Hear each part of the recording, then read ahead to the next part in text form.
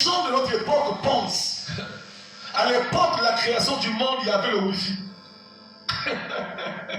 Les gens qui lisent la Bible aujourd'hui pensent qu'au temps où Dieu a créé, il y avait les immeubles. Les gens de notre époque arrivent à confondre qu'à l'époque où Dieu créait, il y avait des voitures. J'ai envie de vous rappeler, toutes les inventions que vous voyez maintenant là, c'est à peine que ça a commencé. Au commencement, quand on créait, toutes ces choses n'existaient pas. Et si je ne comprends pas la Bible comme ça, tu passeras à côté. Autre chose, d'autres personnes, quand ils lisent la Bible, ils pensent qu'on dit Dieu a créé le premier jour. Ils pensent que c'est un jour de 24 heures. C'est faux. C'est nous qui interprétons aujourd'hui la Bible d'après notre temps. Non. Je n'aimerais pas entrer là-bas pour aller vous perturber, mais si c'est important, un jour j'y reviendrai. Vous savez, si je n'ai jamais lu bien la Bible, je passerai à côté, surtout le livre de la Genèse. C'est là où on a commencé à dire que Ève s'était accouplée avec qui? Le serpent. Toutes ces doctrines sont venues par là, parce qu'à cause de la mauvaise interprétation. Mais j'aimerais au moins rester ici. Voici la Vierge sera enceinte. Dis-moi, voici la Vierge sera enceinte. Intellectuellement parlant, on veut dire que ça ne marche pas. Comment une vierge peut devenir enceinte? Qu'est-ce qu'on entend par une femme vierge? Scientifiquement parlant, une femme est dite déflorée ou bien déviergée lorsque son hymen, c'est-à-dire la couche mince qui environne ou qui entoure son vagin, est déchirée. Je réitère. Scientifiquement parlant, une femme est dite déflorée ou bien déviergée lorsque son hymen ou encore la couche mince qui entoure son vagin est déchirée. Automatiquement, on l'appellera cette jeune fille est déflorée ou bien déviergée. Même quand je dis ça, les ceux qui disent le pasteur n'a pas honte, tu es trop idiot. Trop idiot. Même à l'école, tu es idiot. Et moi, je dis amen. Vous autres, là, partout, je vois bêtises. Mais il faut que je t'apprenne ça. Comment dire, là, quand tu parleras, on va te respecter. Je ne sais pas, quand je parle, ça t'étonne. Et moi, je dis amen. Mais là, il a où on a senti que il va m'a élevé.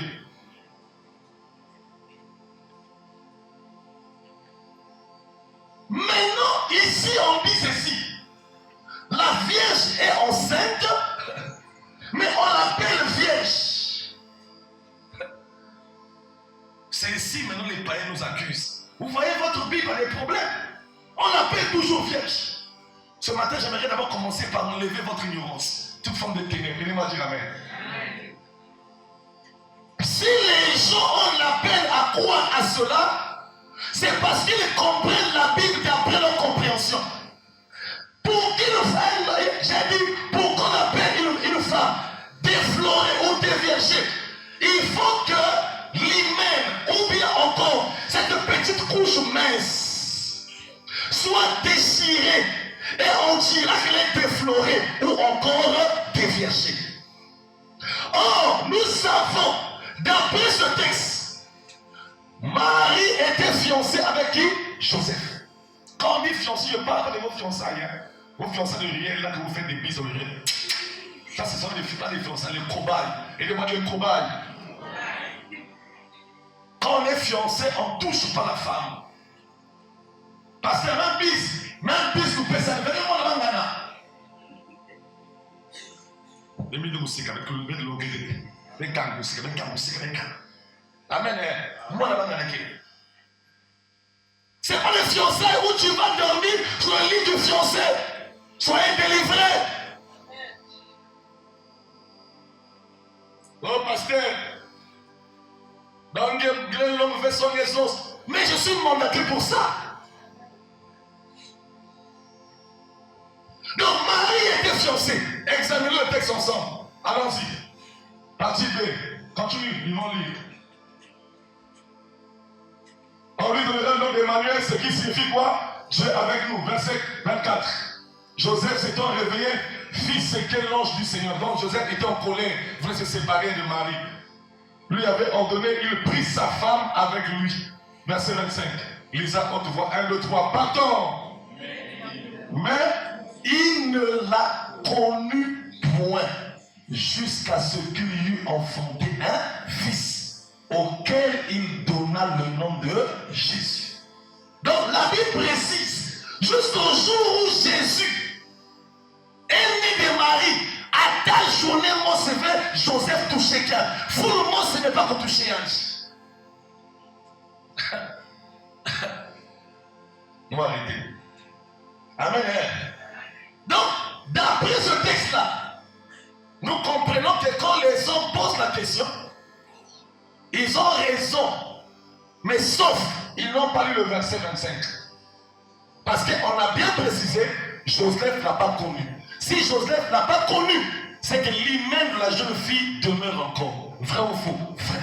Maintenant, on va commencer à dire, mais si l'hymen demeure, comment une femme vierge, la sémence entrera à l'intérieur comment? Pour qu'elle porte une grossesse. C'est là où le problème.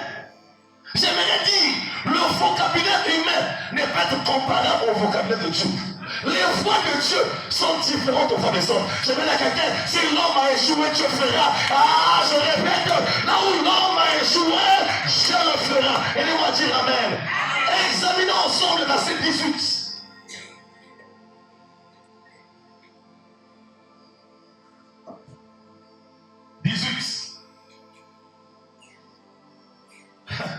Est-ce qu'on peut lire en français? 1, 2, 3, go! Voici de quelle manière arriva la naissance de Jésus-Christ. Lisons. Marie, sa mère, ayant été fiancée à qui?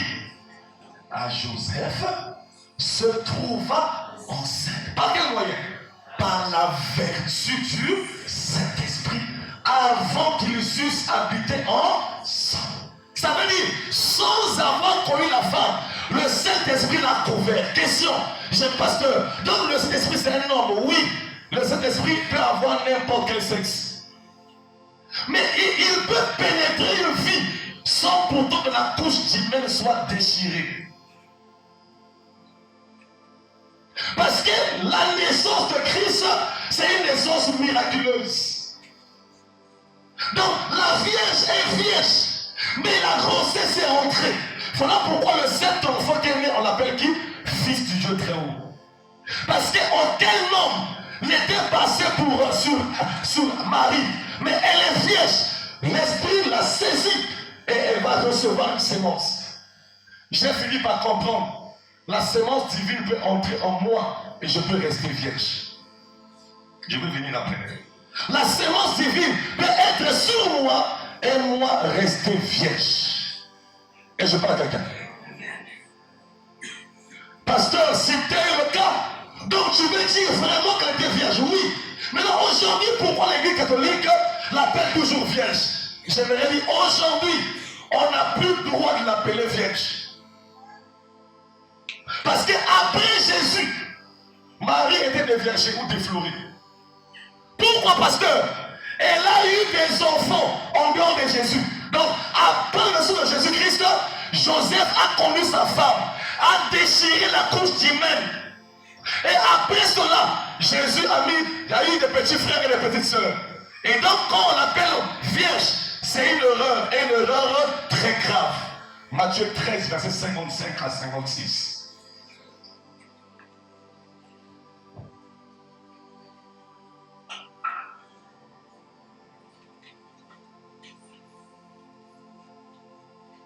Matthieu 13, verset 55 à 56. Vous êtes arrivé? Je vais demander bien. C'est bon? Lisons 1, 2, 3, nous sommes partis. N'est-ce pas le fils du charpentier? N'est-ce pas Marie qui est qui? Sa mère, Jacques. Qui encore? Joseph, Simon et Jude, ne sont-ils pas ses frères? 56. Et ses sœurs ne sont-elles pas toutes parmi nous? D'où lui viennent toutes ces choses? Joseph, Jude et les autres sont des frères de Jésus, même mère, mais de pères différents. Jésus, lui, son père, c'est le Saint-Esprit qui a couvert Marie. Mais ici, là, nous voyons Joseph connaître sa femme. Donc aujourd'hui, on ne peut plus l'appeler vierge. Pourquoi? Parce qu'elle était déviergée. Pasteur, tu veux dire quoi? Quand on l'appelle Vierge Marie, c'est l'erreur. J'aimerais dire une très grande erreur.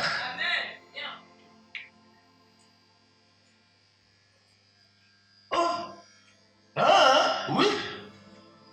Parce qu'après Joseph était passé. Oh, le ciel ce matin parle de la virginité. J'ai pris que quelqu'un ne sorte pas. Est-ce qu'on peut dire amen? Est-ce qu'on peut dire encore amen bien? J'aimerais maintenant commencer à expliquer ma pensée. Pourquoi Marie est appelée missionnaire ou femme missionnaire?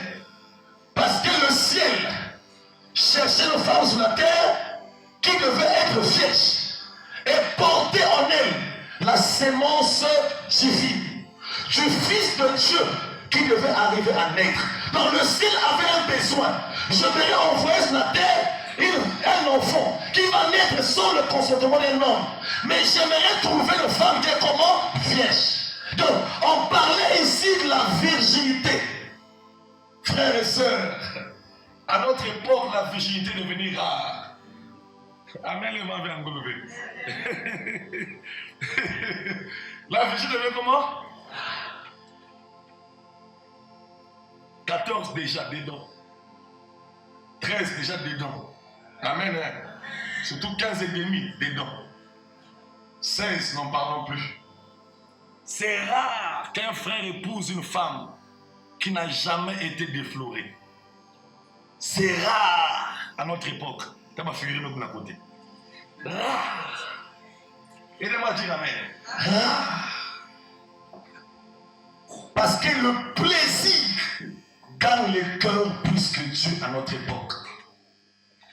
Les hommes sont tellement animés du plaisir. Supportez que je parle un peu, même si c'est des enfants. C'est-à-dire, le sexe est devenu un plaisir. Une femme peut partir avec 4 hommes le même jour.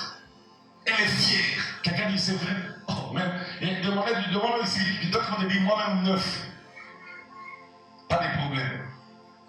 Un garçon est fier d'avoir été avec 4 copines le même jour. Il se dit, moi, ça n'a pas même passé 4 filles le même jour. Donc, elle part à la Colunga.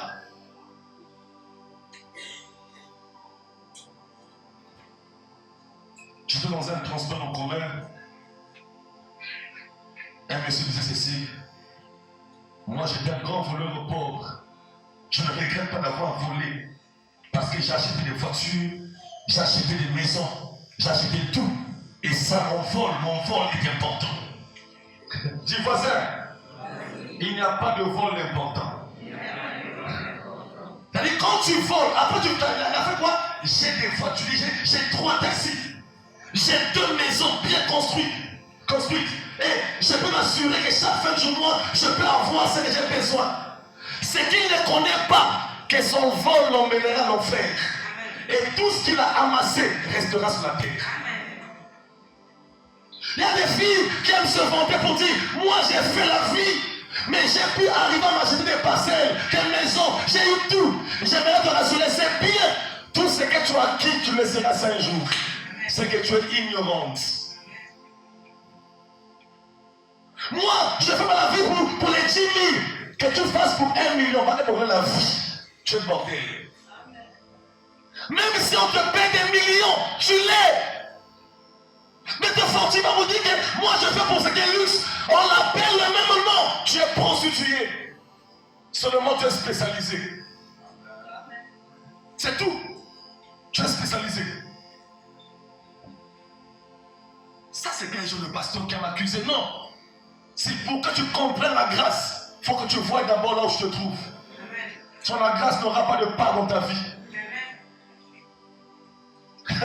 C'est ça pourquoi je parle de ces choses tous les jours. Je sais là où Dieu m'a pris. Quand je parle aux frères, je parle à Dieu, les reçus, on avait, je dis ici, frère, quand on parle des gens qui savent là où Dieu nous a pris, vous n'avez pas envie de lire un livre, vous devez me lire. Je sais, allez, je ne suis pas devenu pasteur directement. J'ai été dans les boîtes de nuit, j'ai fait tout ce qu'un jeune peut faire. Et je peux le dire, ça fait tant d'années que je ne suis jamais retourné. Pas une histoire, mais c'est une vérité. Amen. Mais il y a ceux qui ont fait des stages chez nous, mais qui repartent de temps à autre. Ils repartent. Allez, ils sont venus chez nous. Après, ils repartent toujours. Moi, bonne année, me coin de mon anniversaire, me coin là. Dis, voisin, je suis de quel côté? Dedans ou dehors? Maintenant, nous sommes ceux qui viennent façon comme ça. La relation, la messe, son voisin. La messe. La déclaration de messe, son voisin. Tu es de quel côté? Et que papa dit, tu es le voisin.